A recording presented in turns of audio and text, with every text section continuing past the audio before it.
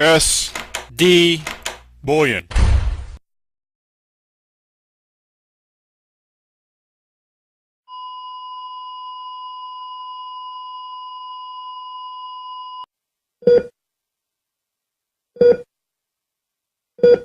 This is the Doc with SilverDoctors.com. Joining us today is one of our favorite returning guests, the Golden Jackass himself, Jim Willie.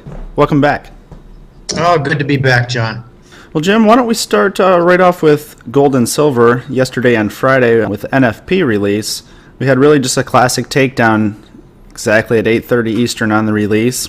But the interesting thing is, in times past, a big takedown on the NFP release might take the metals down for a few days, but the takedown lasted maybe 30 minutes, and then we had a big resulting spike. So what are your thoughts on the recent action in the metals, and particularly the current backwardation in gold and silver? What is the backwardation signifying? Is it signifying a tight physical market, or You have a cheaper forward price, like 3 months forward, and it's cheaper than the spot price. It comes from shortage at the spot, shortage in the current, shortage in the present. I've heard some of the arguments, and I dismiss them rather quickly about, oh, you gosh, you get a big meltdown coming in the paper gold and silver price. This is not 2007. This is not 2008, which means that we dictate here a much softer washout event. What's different about now compared to 5 and 6 years ago? Well, China is now buying frantically, whose access through Hong Kong is experiencing about 100% growth annually. The Western nations have their citizens buying coins frenetically, about 80% annual growth across the board. The Shanghai Gold Exchange is the new kid on the block. It didn't exist back then. They're setting up arbitrage with Shanghai. It's just starting. It'll pull apart the London price and cause drainage to the London banks. It's a very different world with tremendous eastward gold flow. Gold is moving from London to the east, particularly China, not just China, but in particular China. You've got to look at the flow, just like you look at money flow in the stock market and bond market in the United States. Look at the gold flow. So the flow is moving. It's got huge momentum on the metal side moving east. It reminds me of some of the shallow comments we heard a few years ago about, oh, gee, we have a repeat of 1980 with the Hunt brothers. That was the epitome of stupidity. We have the exact opposite of what happened in 1980 happening today, and we have a totally different situation today compared to 2008. I'm frankly a bit tired of the shallow analysis that the gold community is subjected to, sometimes by its own members. I would welcome a gold move to 1450 and a silver move to 25. It would hasten the drainage moving from east to west and make quicker the demise of the New York and London scum that are operating their banks. You got to pay attention to the heavy volume moving from west to east. Therefore, a gold and silver price that's offered lower will just accelerate the bank system breakdown, because gold is probably about the only asset that they have in their system that's not paper and crumbling into confetti. The principal vulnerability, though, is with the COMEX itself. As the gold price declines, the COMEX is at risk of a default. I mean, they're running out of candidates like MF Global and PFG Best from which to steal with total approval of the U.S. government, regulatory agencies, and banks, and court system, and appellate system. I'm surprised it didn't go to the Supreme Court to bless their crime. No, if the COMEX, it has almost no metal and has almost no clients compared to 5 years ago, then I don't expect we're going to see a similar event to 5 years ago.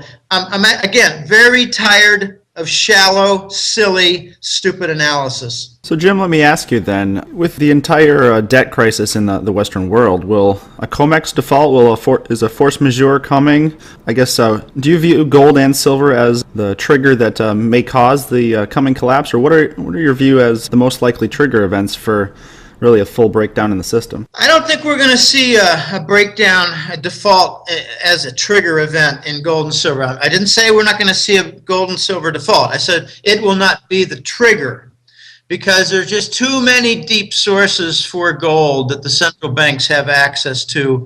I refer to Basel, Switzerland. I refer to the Roman catacombs.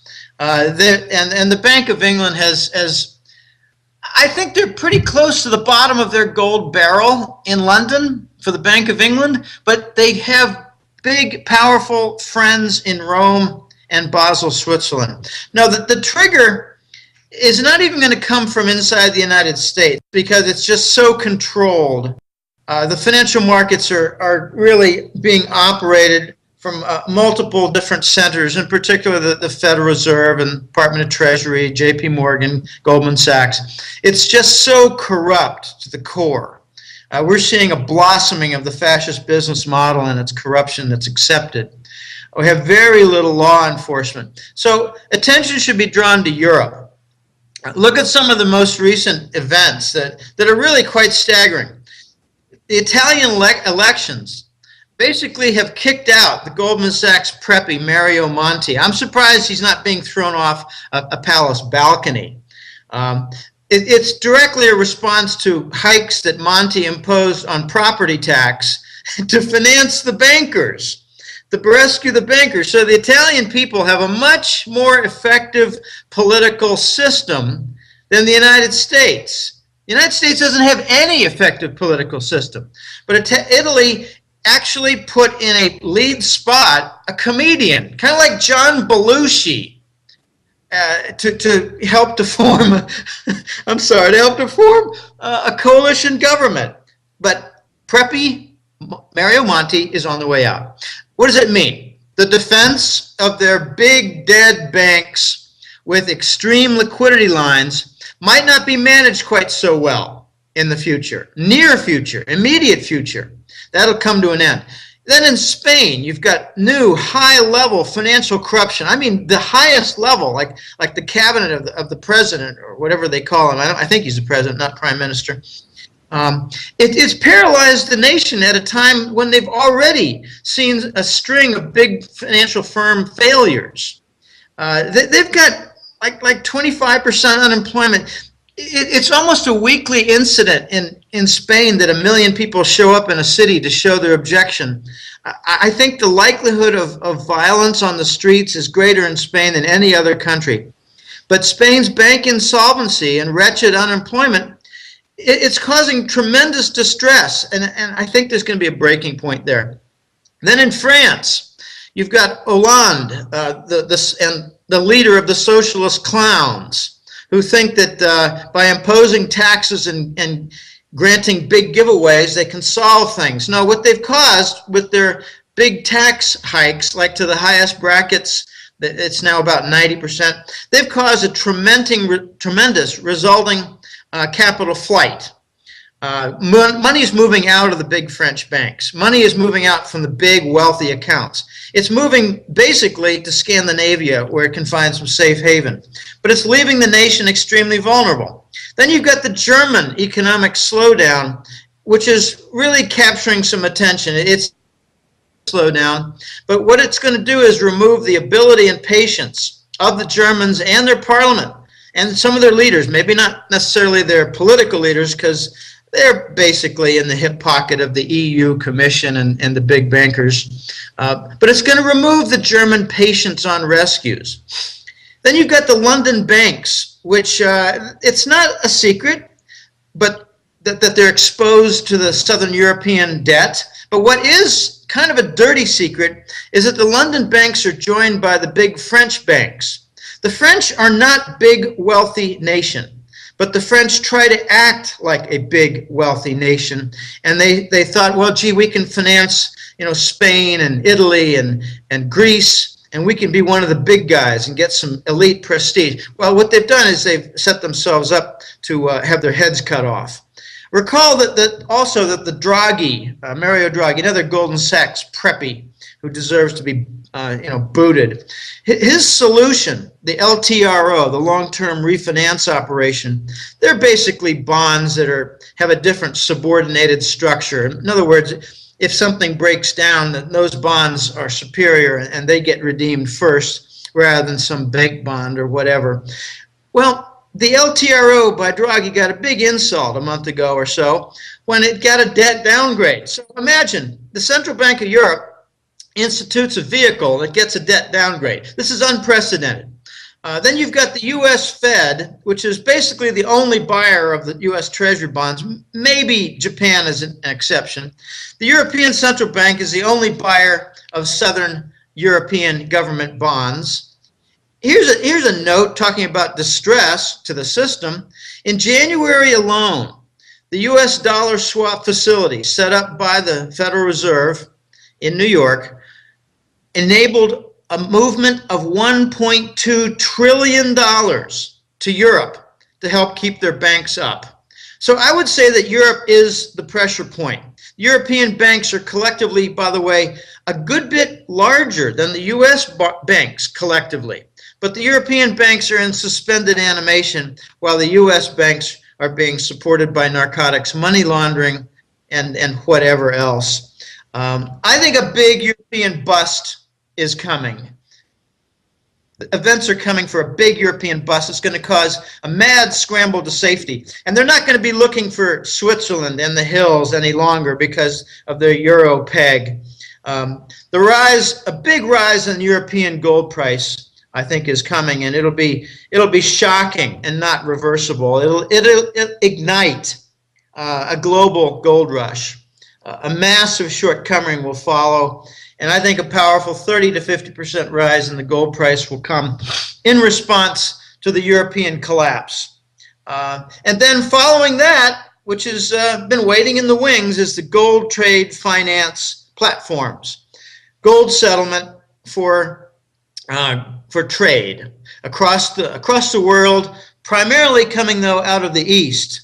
In other words, trade between two parties not involving the United States, one of them being an Eastern nation. They will settle not in dollars anymore. They will settle in gold, and they'll have some help from their friends in Turkey. We're going to see an end of the dollar reserve status following these different events, and the funeral will have a speech given by the Saudis to bring an end to the petrodollar itself.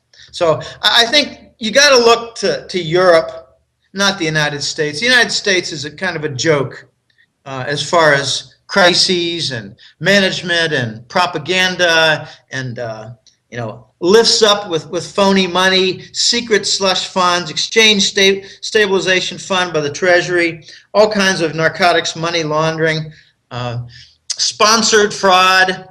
It's just unbelievable what's going on in the United States. It's not going to be the trigger. It'll be Europe.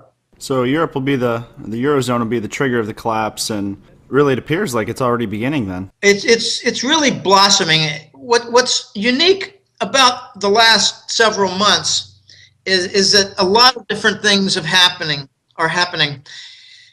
and it's exposing the fact, John, that we've got 15 to 20 different potential sites to force the breakdown. It's not just one or two. Every couple months, there are a few more potential areas to cause the breakdown. That's very, very dangerous and new. We didn't see that 5 years ago. We didn't see that 3 years ago. Back in 2007, remember, it was really just the subprime mortgage bonds. Everybody focused attention on that. We've got about 12 different areas now that are just as dangerous as the subprimes, and most of them extend to Europe. If they're not in Europe, then there are problems elsewhere that extend to Europe. We'd see even right now that the Fed is trying to blow another bubble in housing. Just in the last week, there was an announcement that the Ninja loans are back. Interest rates are still remaining around 2%. Do you think the Fed will be successful in blowing another bubble and kicking the can down the road a little bit longer, another 2-3 years for another short cycle before the ultimate collapse, or is it just going to be too big of a snowball for them to stop at this point? Well, it's too big. There are too many. I mean, they've only got 10 fingers, but they've got 15 to 20 different areas that they need to plug. I don't think they're going to start plugging with their toes. I don't think they're that dexterous. This real estate bubble is a joke. There's no new bubble coming. There's no new bubble in existence. There's no new bubble even on the horizon. What we've got is the U.S. government with the Federal Housing Administration, which oversees Fannie Mae and Freddie Mac.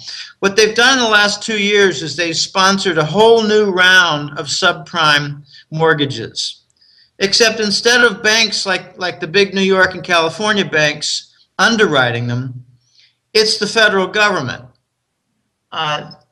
We have not seen a rebound in demand for housing, even though the 30-year mortgage rate is under 4% and has been for quite a few months. What's not shown in the press is that there's still 10 million homes that have been foreclosed sitting on the bank balance sheets in their portfolios. And when they institute sales, they're called short sales because they're selling them. They're selling the houses they've got. They're called REOs, real estate owned. It's a silly acronym, but it means bank-owned property.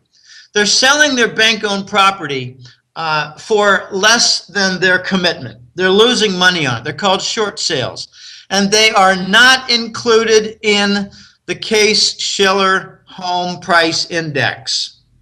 It's a parallel of the discouraged workers no longer included in unemployment. So they're bringing labor market calculations to the housing market, one iota. They're not going to revive the housing bubble for a simple reason, that there's not widespread enough finance. It's exclusively coming out of the Fannie Mae and the FHA in the U.S. government. The other reason it's not going to happen is people have a great distrust for buying homes after they saw so many people foreclosed. Another reason is the people don't have brisk income.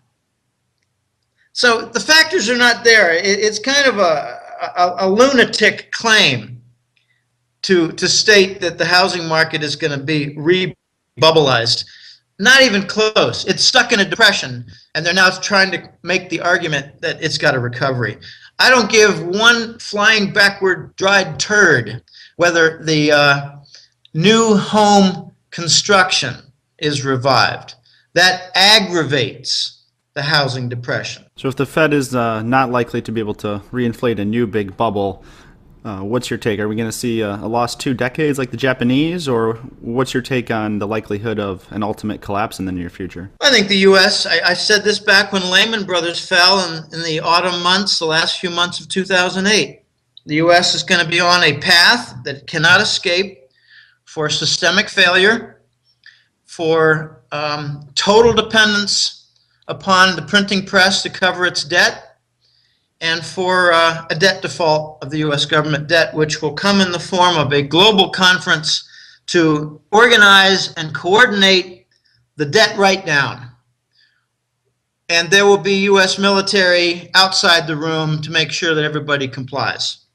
Now, let me give a more detailed answer, because I do believe we're heading to a debt default. And the events that you see in the Congress and the clownish White House leadership really accentuates the lack of leadership, the lack of direction, the lack of decision making, and the broken apparatus.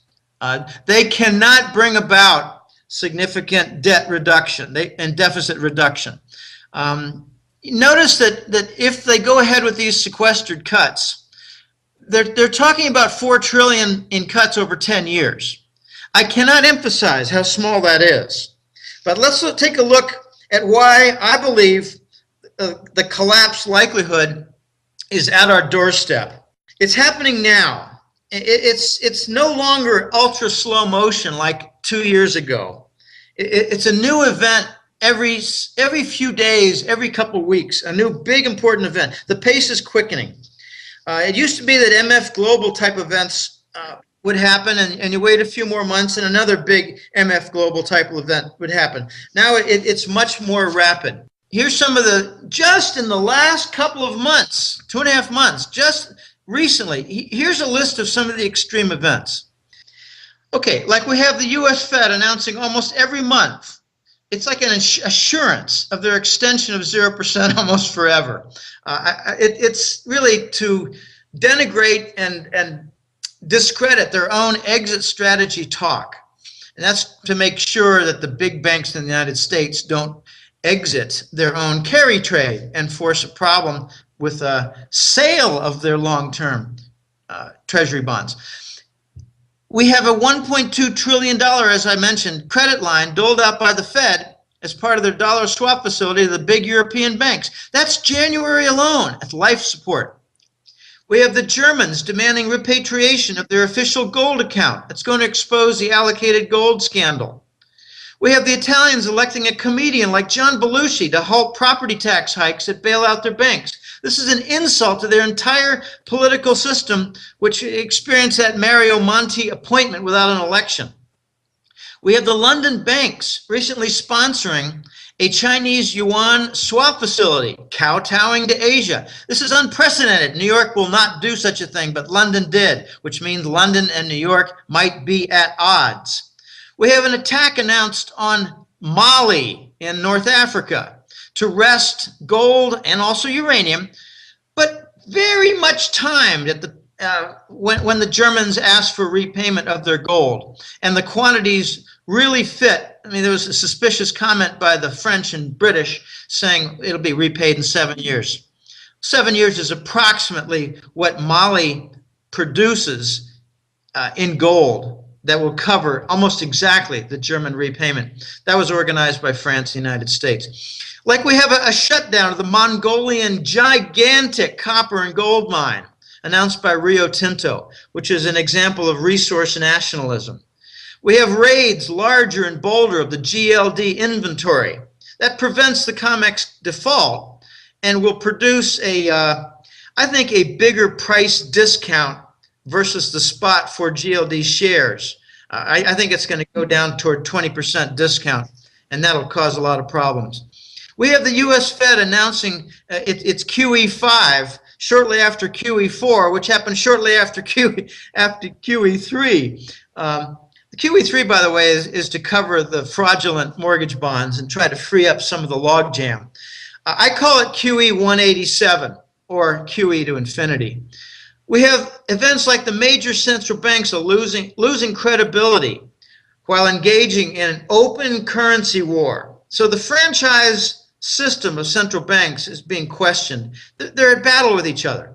We have the U.S. facing a fiscal cliff, which forces a quantum leap in job cuts. They're talking about job growth and the stubborn economic recovery. They're going to have, 80,000 military contractor jobs cut. That's just the military. I like that, though, because we got to bring down our war machine.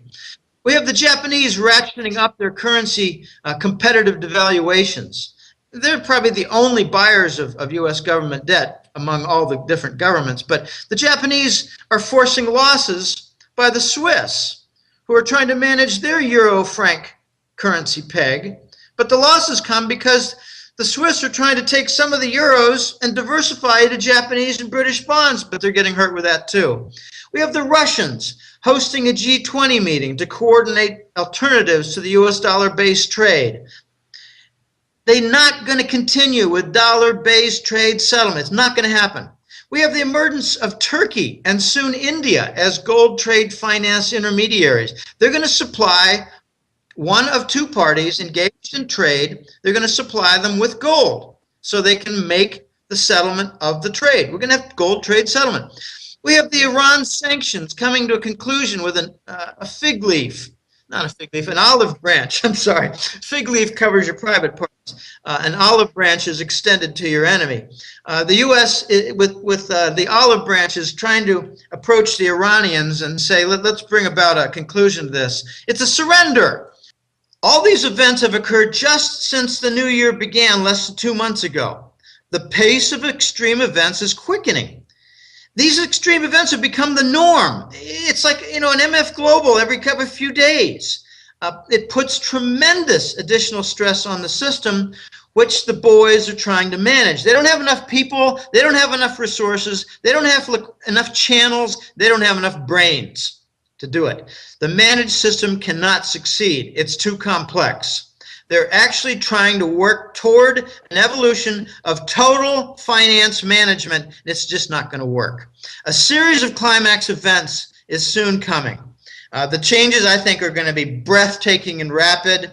The vast wealth has already, for years, 3 or 4 years, been moving east, and with it will be great power.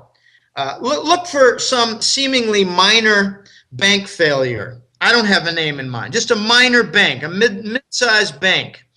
It goes bust and causes a ripple effect of deeper damage.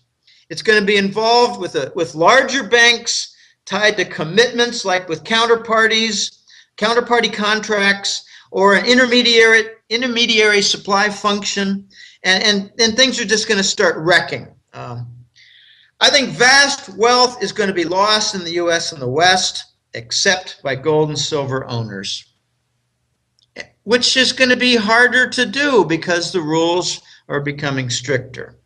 Those who have set themselves up in the last few years are going to be the big, big winners, and the ones who are bold enough and brave enough to do it now are going to be glad for their actions.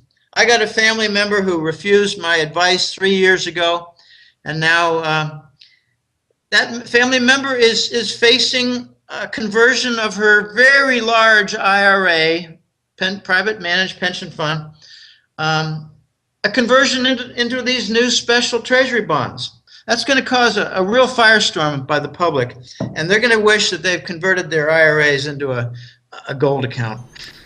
And we may be seeing the last real opportunity to enter the gold and silver markets in the physical form by the public right here. Well, I agree totally. And what's going to limit it, John, is that there's not going to be anything available. Exactly. I mean, we're seeing at SD Bullion, we're seeing just in the last month, physical supplies are evaporating of almost every product. So the largest wholesalers in the U.S. they're out of Eagles, they're out of Maples, they're out of 90%. I mean, we're talking 6-week delays on 90% silver. We're talking 3-week delays on Eagles and Maples. And these are the largest suppliers in the entire U.S. They're out of everything.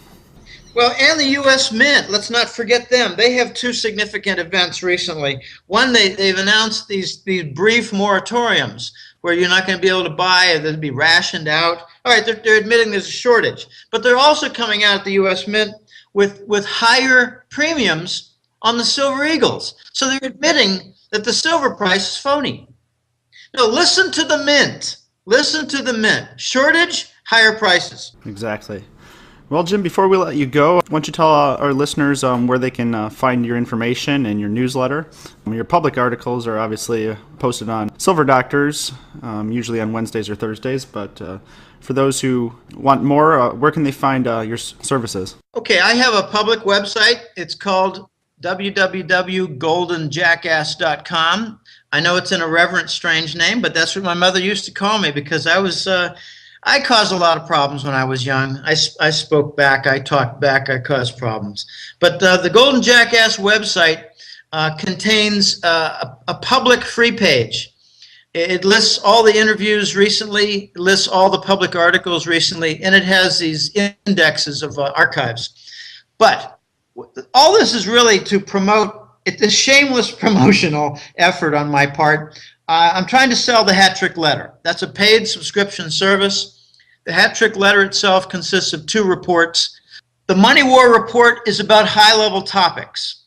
It pertains to things like the global revolution, the rebellion against the dollar. It pertains to seeking of alternatives against the dollar. The golden currency report is much more low level. It talks about coin demand. It talks about movement of investment demand, like into China through Hong Kong. It discusses a lot of currency competitive devaluations, the currency wars between central banks.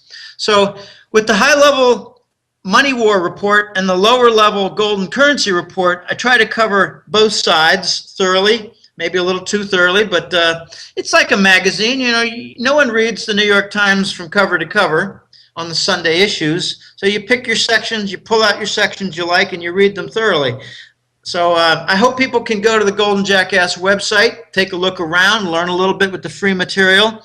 But then when curiosity and depth is required, take a look at the subscription reports with the hat trick letter. Both are highly recommended by us at Silver Doctors. So Jim Willie, the Golden Jackass himself, the collapse is on the doorstep. If you haven't taken your financial safety with gold and silver yet, you might be looking at one of the last opportunities to do so. So thanks for coming back, Jim. It's always great to have you. My pleasure, John. Thanks.